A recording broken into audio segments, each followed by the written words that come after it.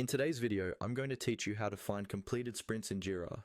This is really useful when you want to review past work, check on team performance, or gather data for reports and retrospectives. We'll walk through a simple flow inside Jira's interface so you can quickly get to the information you need. First, start by opening the Jira project where your sprints are configured. This will usually be a software project that has a board set up for your team. Make sure you're on the correct project, especially if you have access to multiple ones, because completed sprints are always tied to a specific board within a specific project. Once you're inside the project, look toward the sidebar on the left-hand side of the screen. Here, you'll see various options like the board, backlog, and issues. What you want to click on is the section labeled Reports.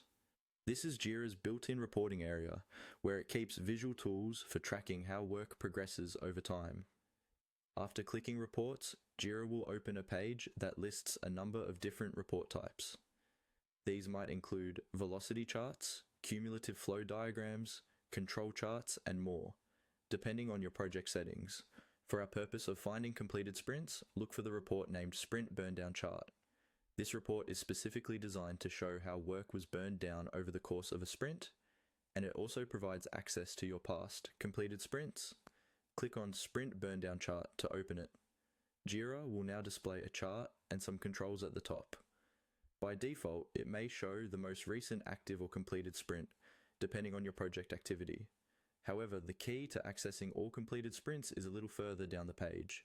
Now, simply scroll down. As you scroll, you'll see a list or a drop-down of sprints associated with that board, including the ones that have already been completed. This is where Jira keeps the historical sprint data.